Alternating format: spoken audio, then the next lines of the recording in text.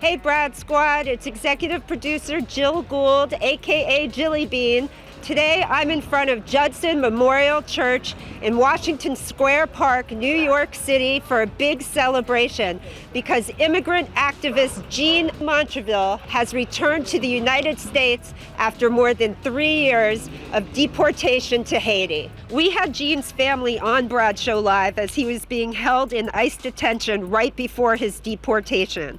On Monday, October 18th, 2021, the family was able to once again put their arms around Jean when he arrived at John F. Kennedy International Airport after being granted a 90-day period of special interest parole. The parole permits him to enter the country while he pursues longer-term avenues to remain with his family in New York as conditions in Haiti worsen. The former lawful permanent resident and father of four spent decades advocating for more humane immigration policies after a 1990 Virginia drug conviction led to a deportation order in his case. Virginia Governor Ralph Northam recently pardoned Jean, giving him the opportunity to seek to reopen his case and regain his legal status and apply for naturalization as a U.S. citizen. And that's why his family and community have gathered today at Jean's church to tell the U.S. government to hashtag Keep Jean Home. Let's go in and talk to everybody. There is a place for me. There is a place for me. Oh. There is a place for me in the body of Christ. There is a place for me. There is a place for me. There is a place for me in the body of Christ, and I belong here. Okay, Brad Squad, I'm here with Janae Coffin, Jean Montrevil's ex-wife and mother of his children and good friend and partner in life and advocate. So Janae, how do you feel having Jean home? I feel great. I mean, to see my kids' eyes brighten up to have their dad back again is it's a feeling that words can't explain. It's long overdue. He should have never been taken away. Okay, so you came on our show back in January 2018, right before Jean was deported. In a nutshell, can you explain what happened, how Jean ended up getting deported in the first place? He ended up getting deported because ICE was surveilling his home where he was staying, and they came when he was on his way to work and they just snatched him up. He had a pending case in court, and they didn't even take that into consideration. I believe they have inside connections with the courts because I checked, it was Martin Luther King's weekend, and the system was all of a sudden down. Jean was deported on Martin Luther King Day, and they said the judgment was rendered on that Friday, when his lawyer was checking every day up until that Friday, and there was no decision rendered by ICE. And Jean had come to the U.S. at the age of 17? Yes, he came here at the age of 17, and he was a legal permanent resident. He got in some trouble with the law when he was, I believe, 19. He served his time for that. The laws changed while he was serving the time, and immigration laws run retroactive, so they ordered him deported when he was in federal penitentiary. However, he got out of penitentiary, and he was never deported, right? He got out of the penitentiary. He was put on federal parole, and he had received a letter back in 2005 stating that they was going to release him for federal parole early because of good behavior. And when he went there, it was an ICE sweep. They picked him up right from the parole office at downtown Brooklyn. They stated that he wasn't supposed to be released back into the States. He was supposed to be sent straight to Haiti. You built a family and a business that also employed American citizens, is that correct? Correct. We built a transportation business that employed everyone from various backgrounds. Jean hasn't been in trouble with the law since that conviction in '89, and ICE kept on holding that over his head. It wasn't until I had filed a pardon when this case first started with the governor of Virginia because it was a drug offense in the state of Virginia. The pardon fell on deaf ears, and then we kept on advocating, and Judson and Families for Freedom and a whole host of people got involved. And Ralph Northam gave Jean a pardon on that case, I believe it was August 13th of this year. And then we had to press for humanitarian parole because even with the pardon, ICE wasn't willing to return him. It was due to the pressure from the people advocating on Gene's behalf and his good character. Those representatives, the NYU. You want to say who? NYU Law Clinic. He had two sets of students. One set of the students graduated last term, and we have new students that just picked it up, and they've been on it, advocating, pushing their legal paperwork. And I'm now the acting executive director of Families for Freedom, which is the organization that I found when Jean first got into this situation. So now I'm able to use my expertise to help other families. So Jean has also filed a federal lawsuit against immigration officials for deporting him in retaliation against his activism. Jean was targeted because of his activism, and ICE basically tried to shut him up. The day that they came to detain Jean, they handcuffed him, but they didn't search him. He had his cell phone. He was able to text me in cuff state, and the ICE got him. So when I received that text, I immediately emailed Jean's legal team, and Ravi Rockbear, who was a former executive director of New Sanctuary, which Jean and I co-founded with Ravi, they were coming to get him also. He was able to be saved briefly because he took Sanctuary immediately and he never left the church. But church members saw ICE in an unmarked vehicle waiting outside of Judson, waiting for Ravi to come also. So they violated his First Amendment rights, and we filed a lawsuit against that. What was it like for Jean in Haiti? It was rough. I mean, Haiti has no government. It would be times we went weeks to months without speaking because their Wi-Fi is horrible. The president wasn't even safe in Haiti. I mean, recently we saw that gangsters went and shot him up, and I believe they shot his wife also and killed him. I remember visiting Haiti. I was really scared to go outside because they had no street signs, no lights. It was just horrible. Did you go to visit Jean? Yes. Jean got deported in January 16th of 2018. I took the kids there. We surprised him for his first Father's Day in Haiti because every Father's Day, Jean was accustomed to spending that day with his children. And it was very rough and scary, worrying about him getting killed. He started a few businesses. He had to shut them down because the gangs had took over. Tell me how this affected the children. It really affected the children in a harsh way. And I feel our son Josiah took the deepest blow. Josiah was a freshman at Brooklyn Tech when this case first started. Jean walked into his first day of school. His first semester, all A's. Jean got deported, F's. Josiah was supposed to graduate in June of this year, and he had no drive to go to school. He fell into a deep depression. And I took him to get evaluated, and they said that they diagnosed him with separation anxiety. And now that his dad is back, he's in night school getting his credits up, and he's determined to get his high school diploma now. But he would say things like, why would I get my diploma? My dad is not going to be here to see me graduate. He just didn't understand the double jeopardy that his dad was dealing with. Also, Josiah went through some major health issues. Josiah had a brain tumor removed when he was 11. He suffers from asthma, eczema. He has severe allergies. So on top of the depression, it just made it very worse. So it was very hard on him. Our youngest daughter, Janae, she really became very sad. I remember getting a call at work. I had to leave because she bust out crying, and I asked the after-school teacher, what happened? And she said they had a daddy-daughter dance coming up, and she just broke down. So I had to deal with that. Our oldest daughter, Janae, she was in college in her sophomore year, and Jean was the one that took care of the paperwork to get her in college, and they wouldn't let me step in because Jean started it. So, it was hard. It was a lot. My whole world was stopped. I have my children that I have to be here for. If I broke down, who's going to be there to, keep them up? What are the next steps here? The hopes are, and I have faith, that his legal team, my support at Families for Freedom, we're going to keep on pushing. And Jean's going to be here permanently so he can do, his due diligence to get his life and stuff back together.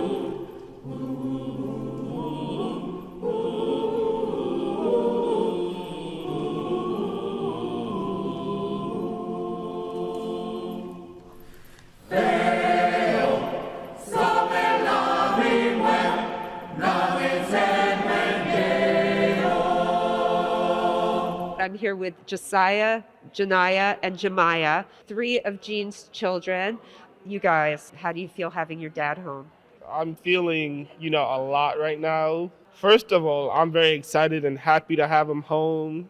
I'm also feeling, highly motivated to, go to college, because, that's something I was always on the fritz about, just making him proud and everything. I know he'll be proud of me regardless of what I do, but I just want to, live up to the Montrevil name.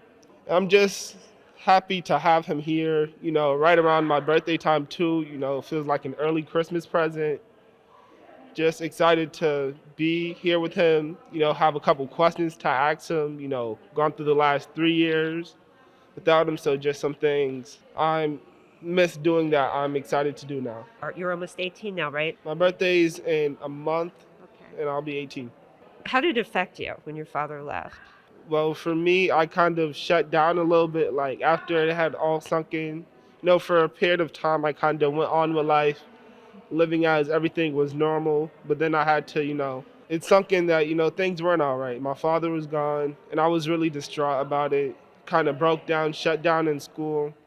And I was just like that for a couple months until I eventually was able to bounce back. Wasn't able to make a full recovery, because that's something I don't believe anyone can ever completely go back to normal from. But I was able to improve in school, my mental health a lot too. How do you feel having your dad back? I feel great. It all happened so fast. Like, we were just talking about the possibility of him coming home, and then we got the call that the flight was booked, and it was like, okay, wow, this is really happening.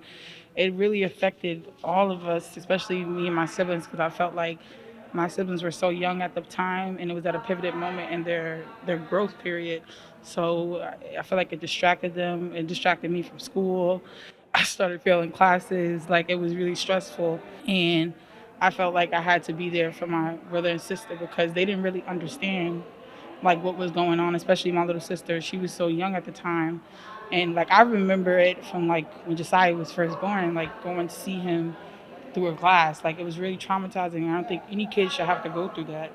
And I think that the system is just made to keep Black and brown families apart. Like, they want people to go through these mental health crises, because the system is rigged against us at the end of the day. So I don't think they realize how much it affects people. Maya, you were the youngest when your dad was sent to Haiti. You're how old now? I'm 14. Okay, so you were 10 years old at the time. Well, how did you feel when your dad left?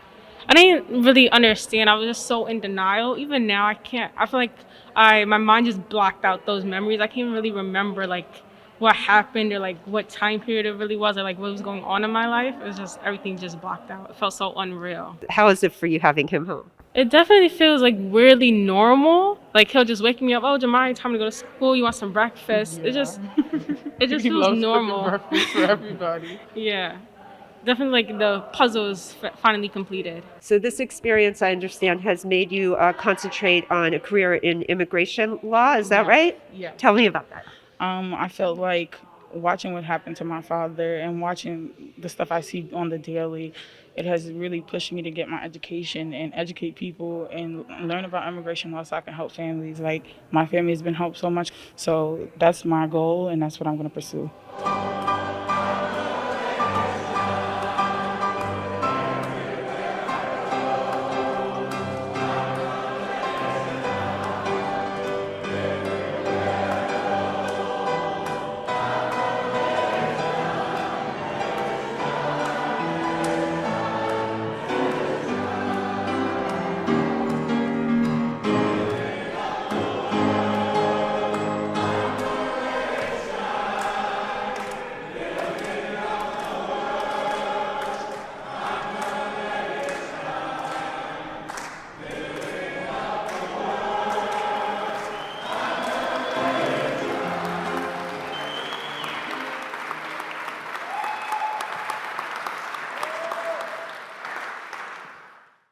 Well, thank you, everybody. This is a very warm welcome. Well, now I want to take time to say thank you, a big thank you to all of you in here, to this congregation, whether you participate, you wrote letters, or supported me, you made phone calls or asked a friend to write letters. Thank you. Okay, squad, I'm here with the man himself, Jean Montrevil. Jean, welcome back. Thank you. Thank you so much. I'm so happy, man, so thrilled to be here today. After three and a half years separated from my children, my family, and my loved ones, especially my kids who were so young at that time and who misses me so much. And I'm so happy to be back with them. Thank you.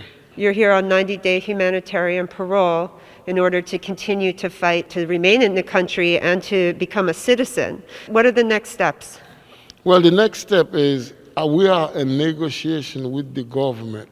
The 90 days parole is to negotiate the term of a lawsuit that I had about 3 years ago.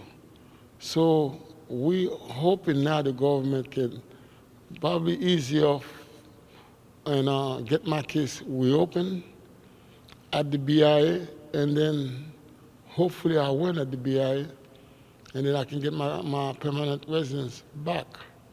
That's the goal.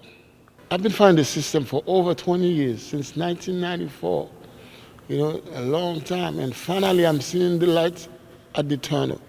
Hopefully we have a new administration. The Biden administration also been good to me, I have to say that, DHS people, they hurry up, get me the parole to get back here just so I can negotiate. I think it's a good side of them I thank them for doing that. And I think we are winning, man, we're winning. You have a lot of representatives supporting you as well. Yes, Schumer's office, Jill Wayne's office, Congressman Nadler, those people, Congressman Mick from my district and Far Rockaway, they have been very helpful to me. I really want to shout out to them. Since Trump's left, I think immigrants started to breathe a little bit easier now. And then we're starting to see the light. You have a lawsuit filed against the federal government because you were pinpointed because of your immigrant activism. That was under the Trump administration, 2018. You think that is what ultimately caused you to be deported? Trump himself called for my deportation because when the officers came to pick me up at my house that day, one of them asked me, "Don't you see who our president is now?" And I was like, "What? Who?" Trump. So I knew the order for me to be deported came from Trump himself, because there were a lot of activists like myself who were speaking out against the policies, And as you know, Trump didn't like challenge. Tell us, what was life like for you in Haiti? Oh, God. Listen, Haiti is not, and I repeat, is not a country. It's a country with no functional government. And you can't call it a country if you don't have a functional government. It's being run by gangs members. Gangs are everywhere in Haiti. Now they have a shortage of gasoline. With no gasoline, no transportation. Nobody can go nowhere.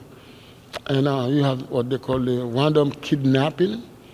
It usually be like they hire people they kidnap. Now they kidnap anybody. It doesn't matter your race or your financial situation. They get you. So it's tough. I was afraid to come out home. Since I think July, I just stay inside my house with my door locked. I'm afraid because I was a target of being kidnapped, in the sense that they knew I was from New York and I have families back in the state. So they can easily kidnap me thinking they're going to get a lot of money for me. So because of that, I was so afraid, man, to come outside. What do you want President Biden and Americans to understand about the Haitian migrants at the U.S. southern border? Well, I think the Biden administration really need to take a second look on sending these people back. Imagine these migrants travel 11 countries just to get to the Texas border. They suffer a lot. And the reason they did that was to look for a better way to support their families. And if the Biden administration know the situation in Haiti, they know how hard it is. What best to let these people, give them a second chance to stay here so they can help family. But Haiti depends on people sending money back home. That's what driving the economy in Haiti. And lately we have seen less people receiving money because, of course, of the COVID-19. People losing their job, people don't have no money to send back. So we all suffer because of that. And in July, they assassinated the president. And to this day, there's no justice. The justice system in Haiti has been closed for months, since July. There's no responsible government in Haiti. How can you deport people there? So they have to stop deporting people to Haiti. They have to stop deportation to Haiti. Thank you again. We did it. It was a team effort. It was not easy being in Haiti. Trust me. Thank you so much.